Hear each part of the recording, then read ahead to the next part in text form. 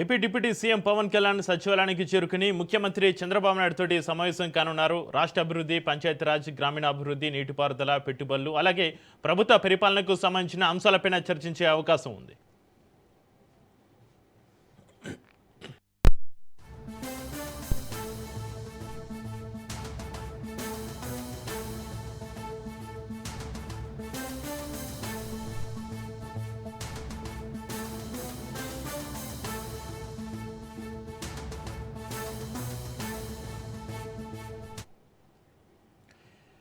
AP deputy CM Pawan Kalyan సచివాలయానికి చేరుకుని ముఖ్యమంత్రి చంద్రబాబు నాయుడు తోటి సమావేశానికి సంబంధించి మరింత సమాచారాన్ని మా ప్రతినిధి సంతోష్ ఫోన్లలో అందిస్తారు. సంతోష్,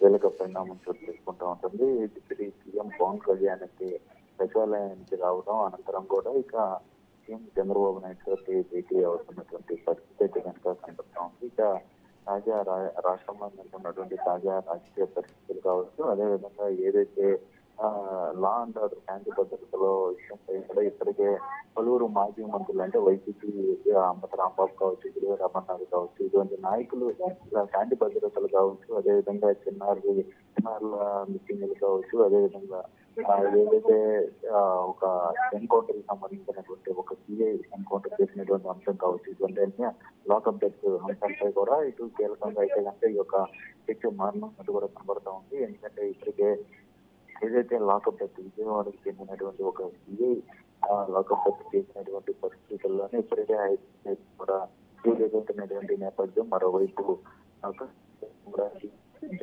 ఇప్పుడు రాష్ట్ర వ్యాప్తంగా కూడా కలకలం పెట్టినటువంటి నేపథ్యంలోనే ఇప్పుడు పవన్ కళ్యాణ్ భేటీ అవడంతో ఇక రాష్ట్రంలో నెలకొన్నటువంటి పరిస్థితుల్లో వచ్చి స్టాండర్డ్ విషయాలపై కూడా కీలకంగా అయితే చర్చగానే ఉన్నట్టు కూడా సమాచారం అయితే అందుతూ ఉంది.